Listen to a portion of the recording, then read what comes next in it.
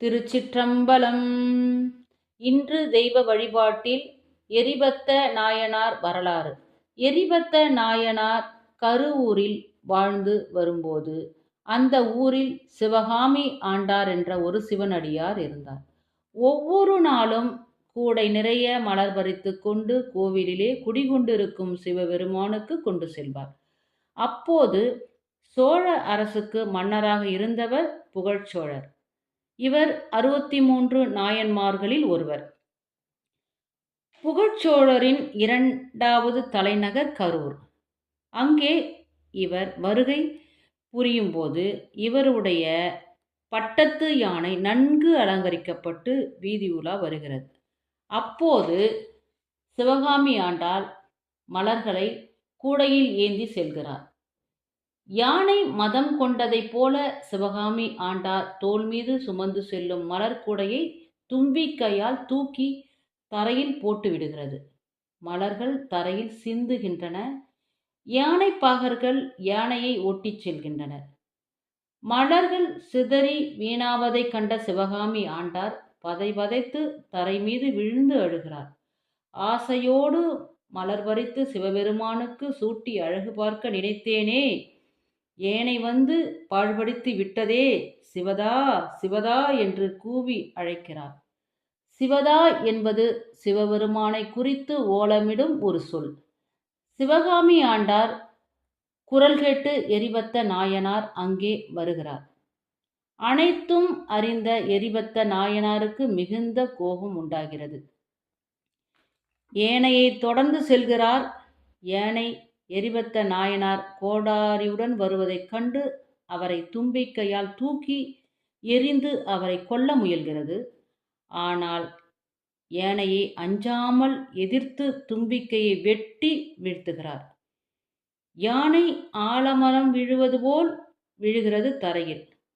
முதியவரான சிவகாமி ஆண்டார் தோளில் சுமந்து சென்ற பூக்கூடையை நாசம் செய்தபோது ஏனையை அடக்காமல் சென்றதோடு மட்டும் இல்லாமல் சிவகாமி ஆண்டாருக்கு எந்த உதவியும் செய்யாமல் நேர்ந்துவிட்ட பிழைக்கு வருத்தமும் தெரிவிக்காமல் சென்ற ஏனை பாகர்களை மூவரையும் வெட்டி வீழ்த்தினார் எரிபத்த நாயனார்.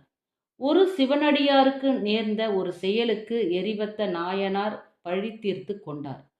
ஏனையுடன் வந்த மற்ற வீரர்கள் அரசருக்கு தெரிவிக்கும்படி காவலர்களிடம் கூற அரசருக்கு தவறான செய்தி சொல்லப்படுகிறது. யாரோ பகைவர்கள் நகரில் புகுந்து பட்டத்து யானையும் பாகர்களையும் கொன்று விட்டார்கள் என செய்தி கேட்டு புகழ்ச்சோழர் படையுடன் வருகிறார். பாகர்களை காணவில்லை. இரத்த வெள்ளத்தில் கிடக்கும் யானையின் அருகே ஏனை போல் நிற்கும் ஒரு சிவனடியாரை காணும் புகழ்ச்சோழர் உடனே யூகிக்கிறார். தவறு செய்யாதவரை திருநீற்றுடன் இருக்கும் எரிபத்த நாயனார் தண்டிக்க மாட்டார் என்று உணரும் புகழ்ச்சோழர் குதிரையில் இருந்து கீழே இறங்குகிறார். இந்த யானை என்ன தீங்கு செய்தது என்று மன்னர் கேட்கவில்லை. எரிபத்தரை வணங்கி நிற்கிறார். புகழ்ச்சோழர், சாமி, நான் அரண்மனையில் கேட்டது ஒன்று, அதனால் நான் படையுடன் வந்தேன். மன்னித்தருள வேண்டும். யானை செய்த குற்றத்திற்கு பாகர்களுடன் கொன்ற தண்டனையே போதுமா, இன்னும் தண்டனை வேண்டுமா என்று அரசர் கேட்கிறார். கொல்லப்பட்டதோ பட்டத்து யானை, அது என்ன பிழை செய்தது என்று அரசருக்கு தெரியாது. அதை பற்றி அவர் கேட்கவில்லை. தில்லை கூத்தனிடம் மாறாது அன்பு கொண்டவர் புகழ்ச்சோழர். பிழை ஏதுமில்லாமல் பிறரை துன்புறுத்தும் குணம் சிவதொண்டனுக்கிடம் கிடையாது. எனவே ஏதோ தீங்கு நடந்திருக்கிறது. அதனால்தான் யானையின் தும்பிக்கை எரிபத்த நாயனார் வெட்டி வீழ்த்திருக்கிறார் என்பதை கன நேரத்தில் அறிந்து கொள்ளும் புகழ்ச்சோழர், இன்னும் என்ன தண்டனை கொடுக்கப்படல் வேண்டும் என்று கேட்கிறார். அரசர் படையுடன் வருவதை கண்ட எரிபத்தர் அரசனையும் அவர் படையும் எதிர்க்க துணிவு கொண்டவராக நிற்கிறார். ஆனால் அரசர் இவ்வாறு கேட்பார் என்று எதிர்பார்க்கவே இல்லை. நடந்ததை கூறுகிறார். கேட்ட புகழ்ச்சோழர், சிவபெருமானுக்கு உரிய மலர்களை வீசி எறிந்த யானையின் தும்பிக்கை வெட்டியது சரியே. பிழை செய்த யானையை அடக்காமல் இருந்த பாகர்களை கொண்டது முறையேயான செயல். ஆனால் இந்த ஏனையை எனக்கு உரிமையானது. இந்த ஏனையை இதுநாள் வரை வைத்திருந்தது என் குற்றமே. எனவே நான் கொல்லப்பட வேண்டியவன். தங்களுடைய கோடாரியால் மடிவதற்கு எனக்கு தகுதி இல்லை. எனவே என் வாளினால் என்னை கொன்று இந்த கொடிய ஏனையை வைத்ததற்கான பாவத்தை போக்குங்கள் என்று கூறி உடைவாளை எடுத்து எரிபத்தரிடம் நீட்டுகிறார். எரிபத்தருக்கு பூமி சுழல்வது போல் இருக்கிறது.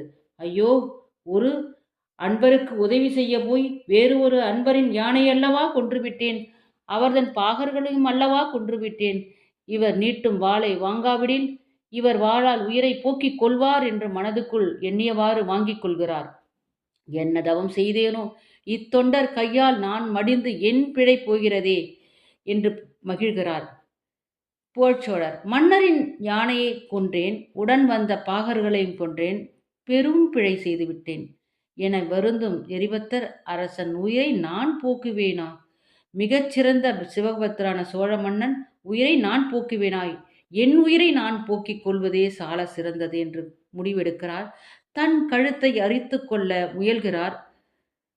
புகழ்ச்சோழர் காணுகிறார். பெருமானே, பெருமானே என்று கதறியவாறு வாளை பிடித்து இருகையாலும் பற்றி கொள்கிறார்.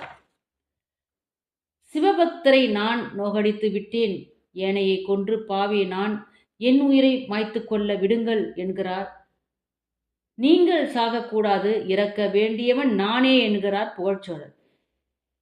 இந்த இக்கட்டான சூழ்நிலையில் வானத்திலிருந்து ஒரு ஒளி, எரிபத்த நாயனாரே, புகழ்ச்சோழரே, இருவரது பக்தி நெறியையும் அன்பையும் ஆழத்தையும் இந்த உலகிற்கு காட்டவே பட்டத்து யானை அவ்வாறு செய்தது. அச்செயல் யானை செய்தது அல்ல, அவ்வாறு நிகழ்ந்தது. பட்டத்து யானையும் பாகர்களும் உயிர் பெற்று வந்தன. சிவகாமி ஆண்டாள் மலர்கூடையுடன் காட்சியளித்தார். சிவபெருமான் அனைவருக்கும் ஆசி கொடுத்தார். திருச்சிற்றம்பலம். அரசர் படையுடன் வருவதைக் கண்ட எரிபத்தர் அரசனையும் அவர் படையும் எதிர்க்க துணிவு கொண்டவராக நிற்கிறார். ஆனால் அரசர் இவ்வாறு கேட்பார் என்று எதிர்பார்க்கவே இல்லை. நடந்ததை கூறுகிறார். கேட்ட புகழ்ச்சோழர், சிவபெருமானுக்கு உரிய மலர்களை வீசி எறிந்த யானையின் தும்பிக்கை வெட்டியது சரியே, பிழை செய்த யானையை